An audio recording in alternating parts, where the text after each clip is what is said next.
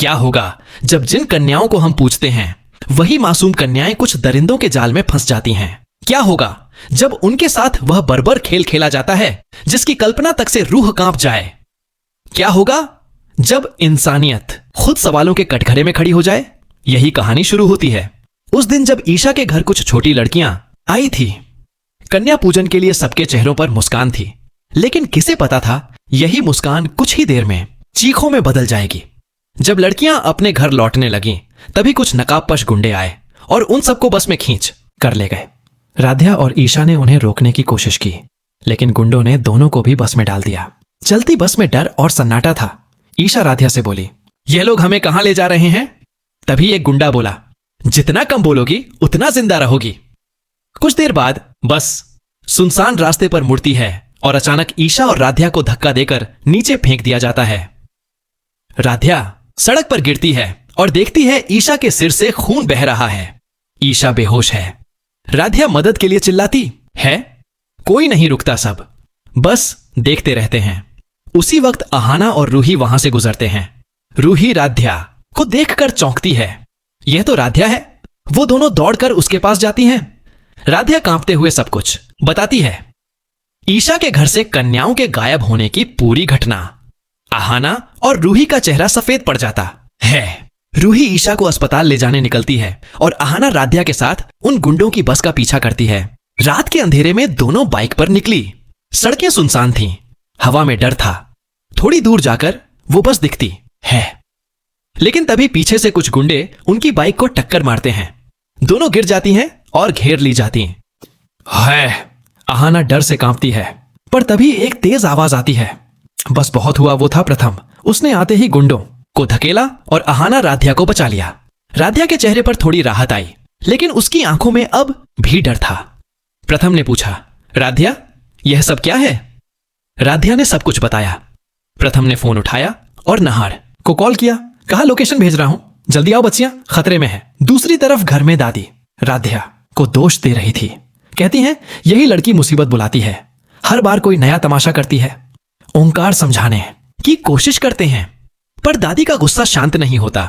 उधर प्रथम नहार के साथ उस बस का पीछा कर रहा था। हर मोड़ पर खतरा था, लेकिन उनका हौसला टूटा नहीं। आखिरकार बस मिली सब लड़कियां जिंदा थीं, लेकिन तभी भीड़ में एक औरत आई जिसने बंदूक निकाली और प्रथम पर गोली चला दी। गोली प्रथम के कंधे में लगी, वो गिर पड़ा।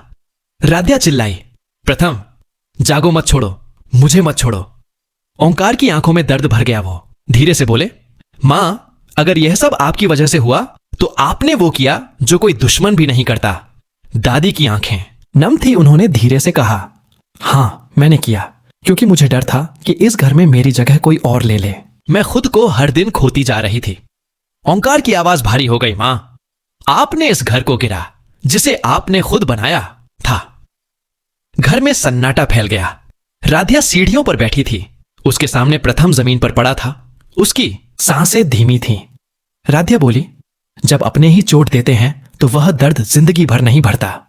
प्रथम ने धीरे से उसका हाथ पकड़ा और कहा, राध्या तुम इस घर की आत्मा हो, मैं सब ठीक कर दूंगा। लेकिन राध्या की आंखों में अब भी वही सवाल थे, क्या सच में सब ठीक हो पाएगा? रात की खामोशी में बस हवाओं की सिसकी थी और दीवार पर टंगी तस्वीर में राध्या और प्रथम मुस्कुरा रहे थे, लेकिन उनके चेहरे अब सिर्फ याद बन चुके थे। एक तरफ जहां दादी की वजह से अब राध्या की जान इतनी बड़ी मुसीबत में तो आ जाती है, लेकिन यहां प्रथम सही वक्त पर पहुंचकर राध्या को बचा लेता है। वेल आने वाले एपिसोड में जहां प्रथम अब करने वाला है उस गुंडे से सवाल जवाब। आखिर वह सब यह किसके कहने पर कर रहा था? वैसे में अब दादी की मुसीबतें यहां बढ़ती हुई नजर आएंगी, लेकिन अब यह देखना इंटरेस्टिंग होगा। आखिर अब दादी की सच्चाई क्या प्रथम के सामने आ पाएगी या फिर नहीं? खैर, आने वाले एपिसोड में एक तरफ जहां अब जल्दी राध्या सीता बनकर वापस लौटने वाली है, वहीं अब दादी को बहुत बड़ा झटका लगने वाला है, क्योंकि जहां दादी किसी भी तरह राध्या और प्रथम को एक दूसरे के साथ नहीं देख सकती हैं, वैसे में अब आराध्या की एक बार फिर से जीत होने के बाद अब दादी फैसला कर लेंगी। वह किसी भी तरह अब आराध्या को इस घर के बाहर करके रहेंगी, चाहे इसके लिए उन्हें अब कोई गलत ही कदम क्यों ना उठाना पड़े। खैर, आने वाले एपिसोड में अब राध्या की मुसीबतें तो बढ़ेंगी, लेकिन अब यह देखना इंटरेस्टिंग होगा आखिर किस तरह अब राध्या और प्रथम के बीच दूरियां कम होने वाली है। क्योंकि अब जल्दी ही प्रथम को भी समझ में आ जाएगा। प्रथम राधा के बारे में जैसा सोचता है वैसा बिल्कुल नहीं है, बल्कि राध्या तो एक बहुत अच्छी लड़की है।